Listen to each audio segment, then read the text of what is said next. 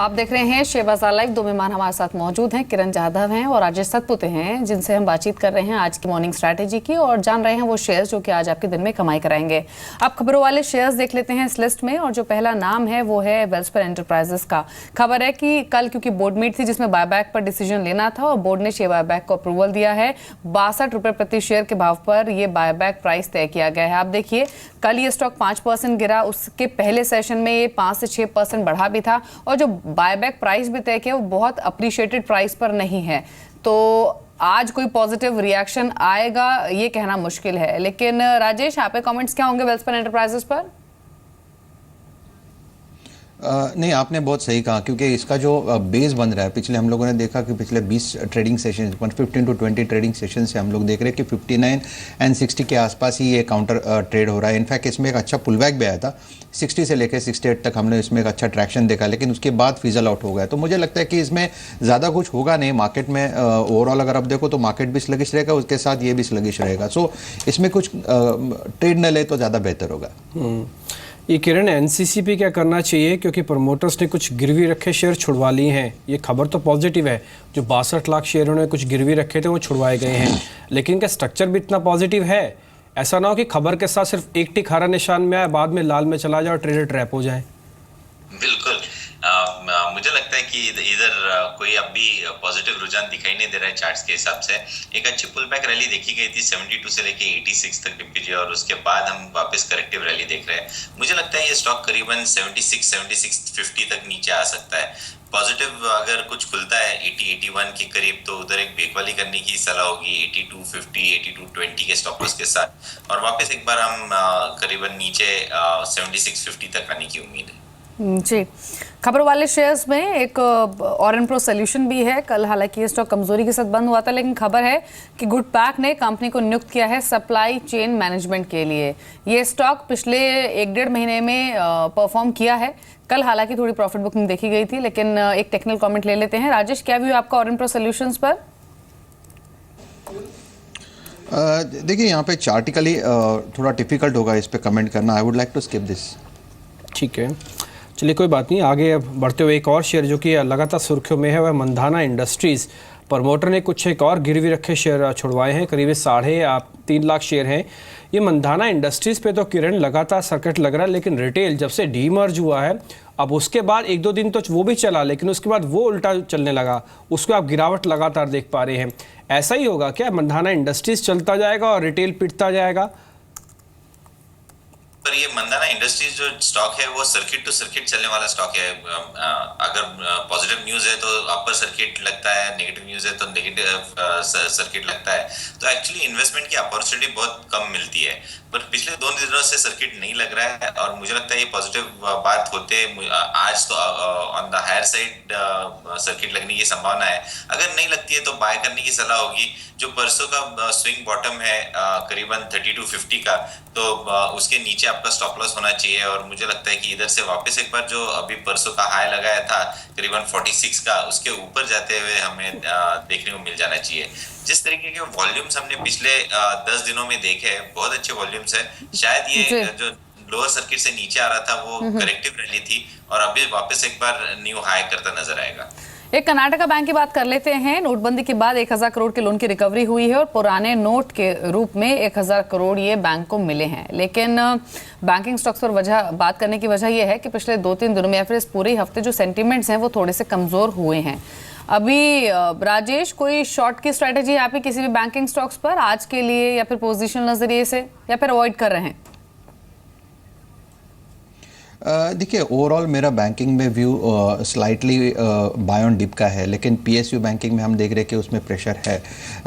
अगर प्योरली यहाँ पे कर्नाटका बैंक की बात करें तो यहाँ पे जो रेजिस्टेंस बनता है वो 114 के आसपास बनता है, which is nothing but it's 200 DMA level, and I am expecting a correction from current level. मुझे लगता है कि अगर यहाँ पे शॉर्ट करे with stop loss of 113, definitely 100 तक के टारगेट इसमें आ सकते हैं, क्योंकि that is what the formation is telling at the moment. तो फिलहाल के लिए यही है कि सेल करिए विद स्टॉप लॉस ऑफ 113। आपका टारगेट, इनिशियल जो टारगेट रहेगा वो रफली रहेगा 106 का। अगर वो भी टूटता है तो definitely you will see further correction from here. 100-102 तक के target on a positional ground आने चाहिए। इस बीच सिद्धार्थ सिदानी भी हमारे साथ जुड़ चुके हैं। सिद्धार्थ, ये जीएसटी वाले जो शेयर्स हैं उन पे करना क्या चाहिए हमको, क्योंकि ऐसा है जो प्रोसीजरल वर्क है वो हो रहा है। कल भी सेंट्रल जीएसटी को लेकर एक चर्चा हुई और उसको लेकर एक आम सहमति बनती हुई दिख रही है स्टेट्स के बीच में। लेकिन बीइंग एज एन ट्रेडर और इन्वेस्टर्स, मैं तो एक मोटे तौर पर एक ही चीज़ सुनना चाहता हूँ कि हाँ जीएसटी 1 तारीख को होगा नहीं होगा, उसको लेकर असमंजस था, सितंबर तक चला गया, ठीक है, ये भी मेरे मन में आ गई बात।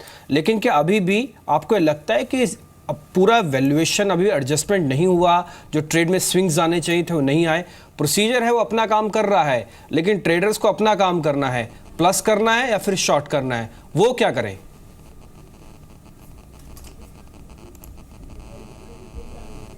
Good morning Dimpy. Good morning. GST की अगर बात करें तो अमूमन यही समझ में आ रहा है कि अप्रैल और सितंबर के बीच में जीएसटी आ सकता है। मैं पर्सनली मैं नहीं मानता हूँ कि अप्रैल में हो सकता है, क्योंकि अभी भी सहमति नहीं हुई है। बात रही स्टॉक्स की, जीएसटी के स्टॉक्स का क्या किया जाए या फिर ट्रेडर इसको किस हिसाब से परसीव करे। हम मानते हैं कि जीएसटी के लेते हुए स्टॉक्स में काफ़ी अच्छी रैली हो चुकी है। यहाँ पे अब हमें थम जाना चाहिए, क्योंकि अगर लॉजिस्टिक की बात करें तो वैल्यूएशन बहुत स्टीप है, या दूसरे सब सेक्टर्स की बात करें वहाँ पे भी वैल्यूएशन स्टीप है। तो हम मानते हैं कि यहाँ पे थोड़ा थम जाना चाहिए। एक बार जीएसटी रोल आउट हो जाता है फिर ही उसके ऊपर प्ले लेना चाहिए, बिकॉज ऑन द ग्राउंड जो अर्निंग्स की जैसे हम बात करते हैं वो डिस्काउंटेड मोर और लेस हो चुका है।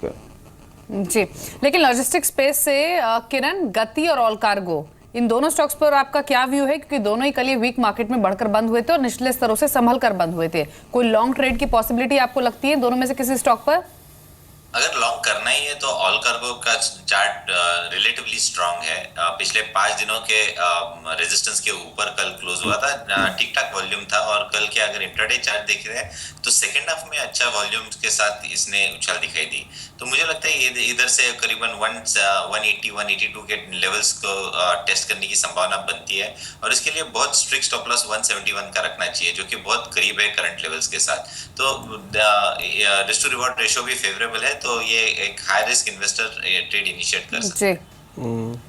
एक बार राजेश, एक काबरा एक्सट्रूशन आप देखें, जर्मनी की एक कंपनी है, उसने ना इसमें हिस्सेदारी बढ़ाई है। वो पहले 11% होल्ड करते थे ऑलरेडी, लेकिन अब उन्होंने बढ़ाकर 14% कर ली है। अच्छा है, अच्छी बात है, करीब 30% का राइज हुआ है। ये काबरा एक्सट्रूशन चलेगा क्या?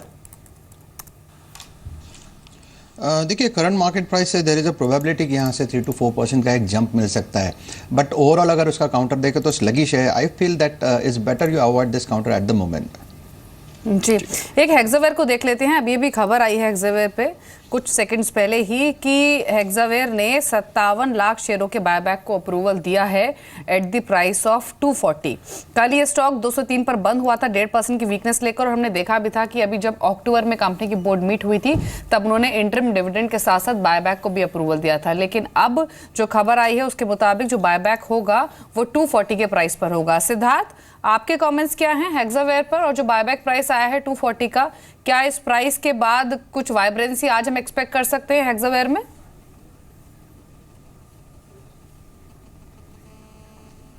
देखिए, अमूमन यही देखा गया है कि बाईबैक का एक बार प्राइस आता है तो उस दिन या उसके बाद वाले 2-4 दिन में थोड़ी बहुत मोमेंटम ज़रूर रहता है स्टॉक में। यही रह सकता है हेक्सावेयर में। पूरे आईटी क्षेत्र की अगर बात करें तो आईटी क्षेत्र में हम लोग उतने कंस्ट्रक्टिव नहीं है अभी, क्योंकि Q3 और Q4 के नंबर्स जो है वो सीजनली वीक रहते हैं और वीक आ सकते हैं। साथ ही साथ अगर देखा जाए तो TCS या इत्यादि स्टॉक की कुछ दिनों में बहुत अच्छी रैली देख चुके हैं हम, क्योंकि बहुत ही ज़्यादा वीक बीटन डाउन हो चुके थे। तो ओवरऑल पर्सपेक्टिव से हम मानते हैं कि अभी आईटी का अवॉइड करें। अगर कोई चीज़ देखनी भी है तो मिड कैप स्पेस में परसिस्टेंट सिस्टम बहुत ही उम्दा लग रहा है यहाँ से medium to long term perspective से। एक सुजलन को लेकर भी खबर है कि 15 मेगावाट के एक सोलर प्लांट के लिए उन्होंने करार किया है। किरण, में ये करार तो ठीक है, जो हो रहे हैं होते रहेंगे, ऐसा नहीं है कि कंपनी करार करेगी नहीं, क्योंकि भारत अपने आप में विंड और सोलर दोनों का हब बनने वाला है एनर्जी का। उसको लेकर सरकार भी काफ़ी गंभीर दिख रही है, क्योंकि अनाउंसमेंट हम हर एक महीने कुछ ना कुछ सुन लेते हैं। मेरे को आप ये बताइए, क्या सुजलॉन 20 रुपये का हो जाएगा मार्च तक? अगर हो जाएगा तो मैं पैसा ला दूंगा, नहीं होगा तो आप कोई मर्जी खबर दीजिए, मैं पैसा नहीं डालूंगा। मेरे को पैसा बन ही नहीं रहा, खबर सुन के क्या फ़ायदा? बिल्कुल बिल्कुल।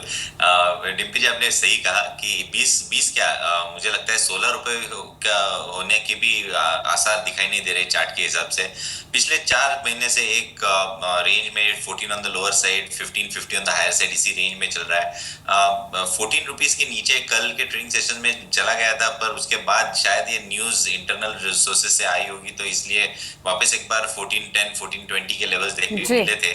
पर मुझे नहीं लगता कि इधर से बहुत बड़ी अपसाइड देखने को मिल पाएगी। इस नेगेटिव न्यूज का पॉजिटिव न्यूज के साथ अगर ये 14 रुपीज निकल जाता है आज के ट्रेडिंग सेशन में, तो मुझे लगता है ये 13 और उसके नीचे आते वाले मार्च तक की बात करें तो 10 रुपए के लेवल्स भी देखने को मिल सकते हैं। जी, इनफैक्ट सिद्धार्थ सुजलॉन पर एक कमेंट मैं आपका भी लेना चाहूंगी, क्योंकि पिछली 2 क्वार्टर के अर्निंग्स के बाद स्पेशली स्टॉक की बहुत चर्चा हुई है। 2 वजह रही है चर्चा करने की, एक तो पॉसिबल टर्न अराउंड और दूसरा रिन्यूएबल एनर्जी स्पेस में, क्योंकि कंपनी एक्सपैंड कर रही थी और वहां की ग्रोथ अपॉर्चुनिटीज को देखते हुए। लेकिन जो आज की खबर है, क्या आप इस खबर को मतलब कैसे आप इसे रीड करते हैं? क्योंकि ये एक सोलर प्रोजेक्ट था जिसको कंपनी ने इस साल की शुरुआत में बिड्स के थ्रू विन किया था और इसमें 41% ये स्टेक कैनेडियन सोलर फर्म को बेच रही है। कैनेडियन सोलर फर्म का कहना है कि क्योंकि इंडिया में रिन्यूएबल एनर्जी की ग्रोथ अपॉर्चुनिटीज बहुत स्ट्रांग है, इसलिए वो एक्सपैंड कर रहे हैं। वहीं सुजलॉन इससे बाहर आ रहा है, तो आप इस खबर को कैसे रीड करते हैं? क्योंकि बहुत सारे इन्वेस्टर्स जो फंसे हुए हैं इस शेयर में।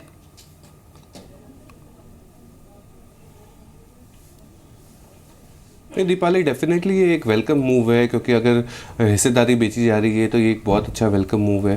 साथ ही साथ अगर देखा जाए सुजलॉन की बात करें तो BIFR में थी, एक बीमारू कंपनी हो गई थी और ये पूरा क्षेत्र ही थोड़ा वीक हो गया था। हालांकि सरकार काफ़ी गंभीर है रिन्यूएबल एनर्जी को देखते हुए, पर मैं अभी भी मानता हूँ कि अगर ये स्टॉक पे अभी राइज आता है या कुछ बढ़त आती है कोई भी न्यूज़ या खबर के कारण, तो हम मानते हैं कि उसको एक बेचने की बहुत अच्छी अपॉर्चुनिटी रहेगी, क्योंकि ये स्टॉक में अभी भी जिस हिसाब से एक सीरियस इन्वेस्टमेंट की अगर बात करें तो वो अभी भी ये स्टॉक वो लेवल पे, वो श्रेणी पे नहीं आया है।